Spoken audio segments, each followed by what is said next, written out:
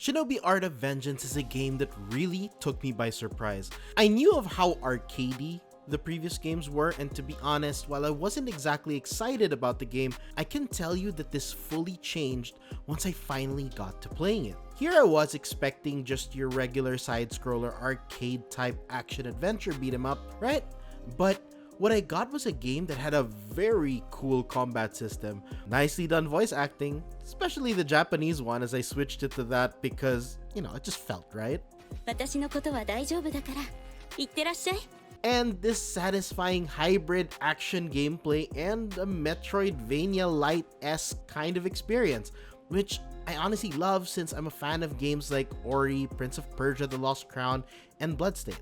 I can't emphasize how much I recommend that you guys try this game out for yourselves, and if you do, and you're like me who is experiencing Shinobi for the very first time, or if you just want to get that added edge in the game, I made this video especially for you.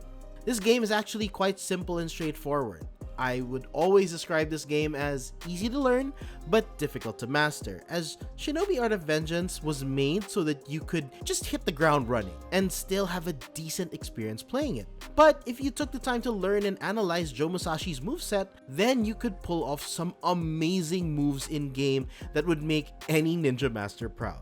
So, without further ado, my name is Rob from Geek, and here are some advanced gameplay tips for Shinobi Art of Vengeance.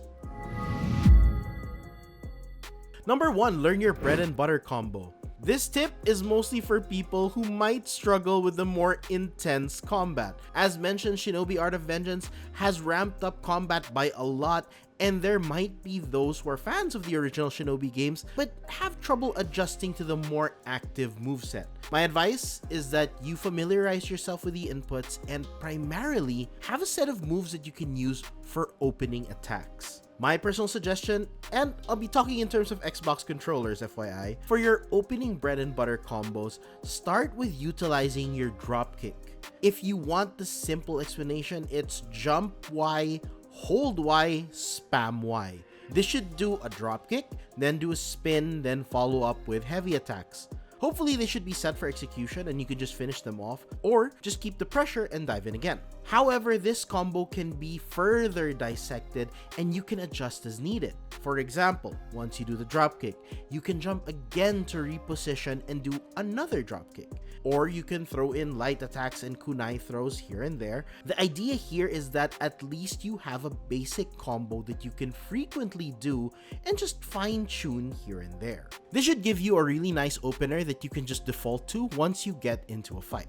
Number 2, invest in heavy armor killers. Have you been asking yourself, what skills should I buy from the store? What things should I equip? I'm here to tell you that it's worth considering stocking up on things that deal heavy armor damage, because armored foes simply makes life difficult, as they tend to hit hard and be a nuisance because they can't get staggered, which makes things so complicated, especially when you're surrounded. This is why I suggest that you buy skills that have good armor damage. One skill I personally recommend is the explosive kunai. It does massive armor damage and is really reliable for those situations. These skills also really help with your execution gauge, so it's definitely something worth having. Also, another side tip for this is that when you're dealing with armored enemies amidst a crowd, make sure to keep your distance. And you can either chip away at their armor with your kunai and or just pop in and out with a few heavy attacks.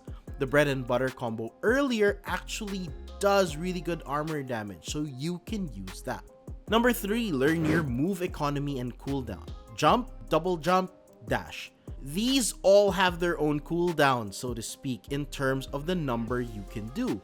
Majority of the times that you'll fall short with your moves is when you find yourself unnecessarily spamming. This is why you want to use them in the least amount possible when you're in mid-air. Don't double jump when your single jump will do. Wall run-ups can be done once per jump, but they also cool down once you jump to an adjacent wall, so you can jump, run up, jump, run up. It's a simple difference from just repeatedly wall jumping, but this does eventually teach you the instinct of being more savvy with your moves. This skill actually becomes much more necessary when you're starting to hunt for optional content, which, for the record, I highly recommend, and leads me to my next point. Number 4, actively hunt for optional content. Oboro relics, elite squads, and Anko rifts. Yes, these are all optional content, but I honestly recommend that you guys seek out these things because of the really nice rewards they give. Oboro relics unlock more things you can buy in the shop, which are usually worth it. Elite squads can give you some cool rewards once you clear all of them from a stage. Anko rifts unlock a new sword for you once you've done them all. While not all of them, I understand that these bits of content are indeed skill checks, and some might deem it too hard and even not worth the effort. For me though, I think that these actually serve as nice training grounds for you to develop your own playstyle. I can honestly tell you that doing the optional content has actually really helped me make my moves smoother. In fact, my initial tips before this were all things that I learned by doing these. I can't stress enough how much my enjoyment of the game just rose as I learned, because I really started feeling more and more like a ninja with the things I could pull off. Now, lastly, number 5, utilize the map and aim to 100% areas ASAP. One of the really great things I appreciate about Shinobi Art of Vengeance is their map. The problem I encounter with games that want me to backtrack, which is very prevalent in Metroidvanias, is that the map usually makes it a bit difficult to figure out where to go or where I left off.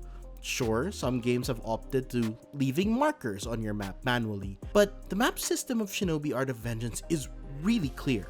Optional areas are marked as purple, which is a godsend because, especially as a completionist, I kind of hate going to areas where I think I'm doing something optional and then I'll be like, oh my god, this was actual progress, no. So yeah, be sure to make the most of this and just consult it when you can. Try to aim to 100% every map, and it'll be fairly obvious when you still don't have the necessary ability to get this place done. And that's it. I hope those help because Shinobi Art of Vengeance really is such a beautiful game and hands down is the best Shinobi has ever looked or felt. This game is out now, so be sure to check it out, and I promise you, it really is worth the playtime. So yeah, this has been Rob from Ungeek. Until next time, keep on gaming.